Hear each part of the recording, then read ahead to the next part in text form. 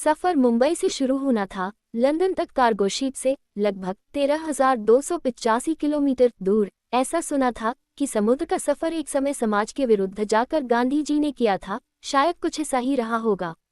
अक्सर कुछ पाने की चाहत में सफर करना एक विचित्र ही अनुभव होता है। उनकी आशंका, संघर्ष और सब कुछ, जिसमें सबसे ज्यादा महत्वपूर्ण है वो है अकेलापन। लोगों के भीड़ से खचाखच भरा जहाज, लगभग सभी भारतीय, लेकिन फिर भी अकेलापन। आखिर क्यों? जहाज चलते समय यह विचार नम आंखों से सभी के मन में था, लेकिन समुद्र की उठती लहरों की तरह जब आंसुओं ने बाहर आकर एक दफा अपनी अंतिम अभिव्यक्ति व्यक्त की कर दी, फिर और अकेलापन शेष न रहा, क्योंकि शायद दर्द की यही परिसीमा है। दर्द तभी तक दर्द होता है जब तक कि आंसू झलक कर अपनी सीमाओं से परे न आ जाए। एक बार जब आंसू आंखों से बाहर आ जाते हैं, उसके पश्चात एक अजीब सी हिम्मत अपने आप जागृत हो जाती है। उस समय इंसान इस जहां को छोड़ अपने आप में ही सब कुछ ढूंढता है। यही से शुरुआत होती है एक नए सफर की। सभी थोड़ी देर समुद्र की लहरों को उत्सुकतावश देखते रहे। फिर थोड़ी देर जहाज की साज सजावट देखने के बाद सभी अपने अपने केबिन में चले गए। लेकिन कुछ वही समुद्र की लहरों में अपने जीवन के संघर्ष को तलाशते, तो वही कुछ विशाल स्थिर क्षितिज फैले हुए विशाल समुद्र को देख अपने गमों और जीवन की परिसीमा का आकलन कर रहे थे।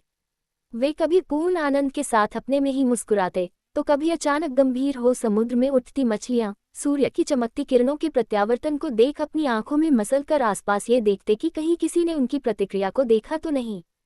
फिर पुनः लौटकर किनारे पर बने बेंच पर बैठ जाते। आलोक की स्थिति इन सबसे भिन्न थी। वह तो जैसे कब का स्वीकार कर चुका था कि जिंदगी में सफर और संघर्ष के बिना कुछ भी हासिल नहीं होता। इसके पहले उसने न जाने कितने ही दफा घर से निकल सभी ऐसो आराम को त्याग अपनी ही कंपनी में कभी चपरासी, माली तो कभी क्लर्क बनकर देश के अलग अलग हिस्सों में काम किया था, बिल्कुल एक अनजान की तरह। तब कहीं आज कंपनी में ये परिवर्तन आया कि हर कर्मचारी अधिकारी कर्तव्यनिष्ठ होकर काम करने के लिए बाध्य, कोई किसी के साथ खराब व्यवहार नहीं करता। क्या पता सामने वाला मालिक का बेटा हो या उनका ही ऐसा कोई बंदा हो जिसके सामने थोड़ी चूक हुई तो नौकरी ही गई। खैर, अभी तो आलोक को एक ऐसी नई शिक्षा प्राप्त करने निकलना था जो महाज्ञानियों ने अपने बरसों के अनुभव के निचोड़ से प्राप्त किया, और इसलिए वह भी उत्सुक था उन मूल मंत्रों को जानने के लिए जिसके आधार पर कभी न काबू में आने वाली मानवीय मस्तिष्क को परिवर्तित करने की शक्ति है। वह जानने को उत्सुक था कि कैसे मनुष्य के मन मस्तिष्क में उन भावों को भरा जाए कि वह अपने ही अनुपस्थिति में भी आपके चाहे अनुसार भी ना चाहते हुए भी काम करने को मजबूर हो जाए। इसलिए उसने अपनी शिक्षा की शुरुआत यही जहाज पर सफर करने वाले यात्रियों के साथ करना उचित समझा। आलोक ध्यानपूर्वक समुद्र की शांत लहरों को मन में बैठा हर उस व्यक्ति के भाव के प्रयास को पढ़ने का प्रयास करता और उसकी तुलना थोड़े समय के पश्चात प्रकृति के प्रभाव से उनमें हुए परिवर्तन को देखता। लेकिन ऐसा नहीं कि वह खुद इस शांत समुद्र और उसमें उठती हुई लहरों के विरोधाभास में और उसके प्रभाव से खुद को अछूता रह सकता था। प्रकृति का प्रभाव सभी पर बराबर होता है। आलोक भी अपनी कुछ पुरानी यादों में खोया हुआ था और कुछ सोचते हुए अचानक उसे भी हंसी आ गई। फिर अपने आप को संभाल कर पुनः गंभीर हो आसपास देखने लगा। इन सब के बीच उसके सामने चाय का कप रखते हुए वहां का सर्विस बॉय सुधाकर कहने लगा, मुस्कुराइए साहब, खुलकर मुस्कुराइए। यहाँ एक यही तो चीज है जिसे दबाकर नहीं रखना चाहिए। कोई नहीं देखने वाला यहाँ, और फिर भला क्या मुस्कुराना भी गुनाह है? पूरी उम्र तो व्यक्ति सिर्फ मुस्कुराने की चाहत में गुजारता है, और जब एक पल की मीठी मुस्कान उसके चेहरे पर यूं ही बिखर जाए तो फिर भला वह क्यों इधर उधर देखता है, किस बात से डरता है और किसके लिए इतना संकोच करता है? आप खुद ही बताएं। इस पूरी भीड़ में आप किसी को भी नहीं जानते हो, ना ही कोई आपको जानता है, फिर भी आप संकोच कर रहे हैं। आखिर क्यों? क्या इसका जवाब पता है आपको?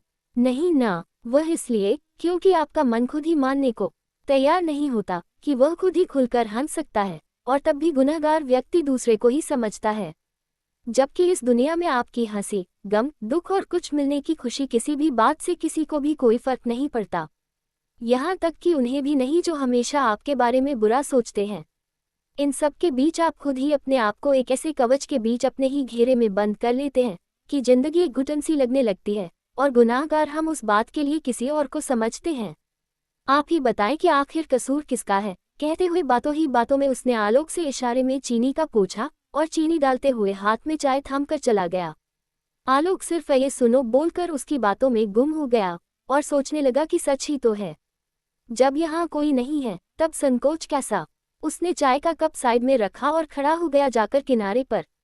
आलोक दोनों बाहें फैलाकर समुद्र की लहरों को छूती हुई हवा का आनंद लेने लगा।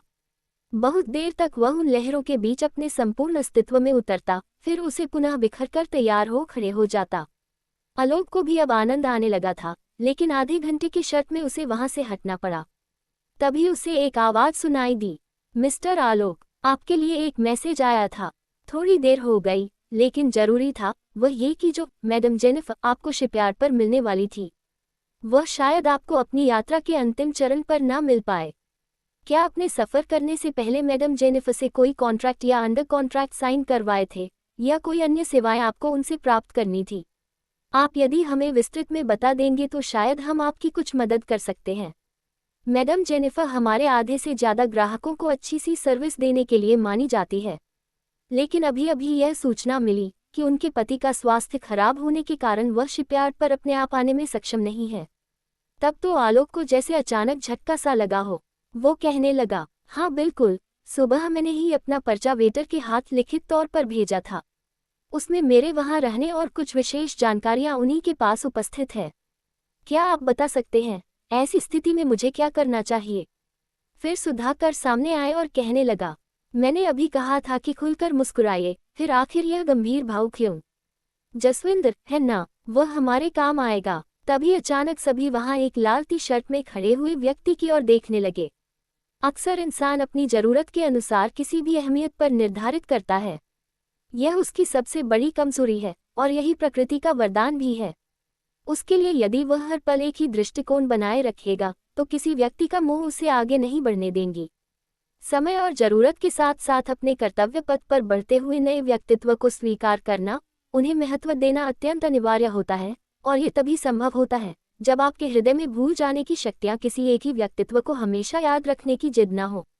इसका मतलब है कि यदि मरने वाले माता पिता, बिछड़ने वाले रिश्तेदार, दोस्त भाई, यदि इन सबको हर पल याद करने में व्यक्ति अपना समय व्यतीत कर देगा तो उसके लिए विकास संभव नहीं है। खैर जो भी हो, जरूरत के अनुसार व्यक्ति की सोच और पहचान बदलना इंसानी फितरत थी। इसलिए जब जहाज पर यात्रा करने वाले लोगों को ये पता चला कि जूनिफर अब उनकी मदद नहीं कर पाएगी, तो थोड़ा समय पहले तक जो लोग जूनिफर का गुणगान कर रहे थे, उनमें से कुछ लोग अब उन्हें कोस रहे थे, तो कुछ दूसरे विकल्प की तलाश में लग गए। लेकिन यहाँ जहाज पर विकल्प तलाशना भला कहाँ तक जायज था। तब उन्होंने स्टॉप की मदद लेना ही उचित समझा, और सबकी सुई आकर उस वेटर पर ठहर गई, जिसे थोड़े समय पहले लोग वेटर समझकर अपनी अपनी फरमाइशें बड़े जोर शोर से कर रहे थे। आलोक ये सब देख रहा था। सुधाकर आलोक के पास ही खड़ा था और आलोक की तरफ देखते हुए बोला, ऐसा नहीं है कि हर पढ़ाई को किताबों में ही की जाए, कुछ बातें जिंदगी से भी सीखनी होती है। मानता हूँ कि किताबी ज्ञान जरूरी होता है, लेकिन जिंदगी का ये ज्ञान भी बहुत जरूरी होता है जो तुम देख रहे हो। अब देखिए क्या कहा था उन्होंने थोड़े ही समय में। अब ये सुधाकर जी या सर जी भी हो जाएगा। यही है बदलाव की नीति। थोड़ा शांत रहिएगा और मेरी बात सुनिए। देखिए, मैनेजमेंट का एक नया पहलू कहकर वो पहले वाली बेंच पर ही बैठ गया और अपने जेब से डायरी निकालकर कहने लगा, अच्छा बताइए, तुम में से जूनिफर को कितने लोगों ने प्रत्यक्ष रूप से देखा है? जब नहीं देखा तब चिंता कैसी? उनसे रिफंड दिलवाना मेरा काम है। वे कभी भी ऐसा नहीं करते। अवश्य ही कोई बड़ी परेशानी होगी, वरना वे एक अच्छी सर्विस के लिए मशहूर है।